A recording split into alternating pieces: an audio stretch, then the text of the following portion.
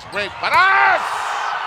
Isa si Kobe Paras sa mga pinag-uusapang basketball prospects ng Pilipinas sa taas na 6'6" athletic na laro at pagiging anak ng PBA legend na si Benji Paras. Marami ang naniniwalang malayo ang mararating niya sa basketball. May ilan pang umaasang balang araw ay makakarating siya sa NBA. Pero pagsapit nitong taong 2026, kinumpirma ng kanyang ama na tuluyan ng huminto si Kobe sa paglalaro ng basketball sa edad na 28.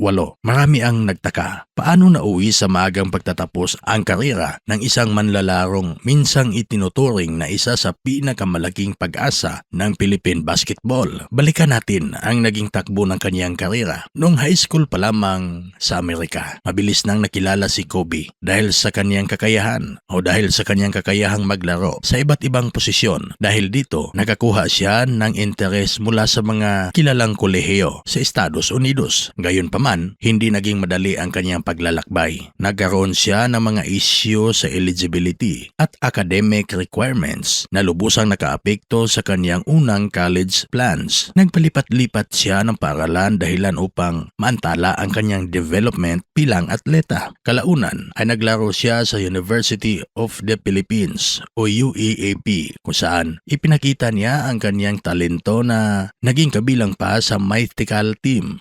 Ngunit hindi nagtagal ay naapektuhan naman ng pandemya ang kanyang karera. Matapos nito, pinili niyang ipagpatuloy ang kanyang professional career sa Japan B-League. Nagkaroon siya ng magandang simula, ngunit habang tumatagal ang season ay nabawasan ang kanyang playing time. Lumipat siya sa ibang kupunan, subalit hindi na muling naabot ang inaasahang pag-angat ng kanyang career. Noong 2023, natapos ang kanyang kontrata sa Japan. Simula noon, hindi na siya muling nakapaglaro sa isang professional basketball team. Habang lumalayo siya sa basketball, mas naging aktibo naman siya sa negosyo, endorsements at social media. Naging laman din siya ng entertainment news dahil sa kanyang personal na buhay at mga relasyon, bagay na lalo pang nagbigay ng atensyon sa kanya sa labas ng sports. O marami ang nag-abang kung sasali ba siya sa PBA draft, ngunit hindi ito nangyari. Dahil dito, iba't ibang opinyon ang lumabas tungkol sa direksyon ng kanyang karera. Ayon naman sa kanyang ama, ang naging desisyon ni Kobe ay bunga ng pagnanais na unahin ang kanya sariling kapayapaan at kalusugang pangkaisipan matapos ang matinding pressure na kanyang naranasan sa loob ng maraming taon. Sa halip na ipagpatuloy ang isang bagay na hindi na niya lubos na kinagigiliwan, pinili niyang mag-focus sa negosyo at sa personal niyang buhay.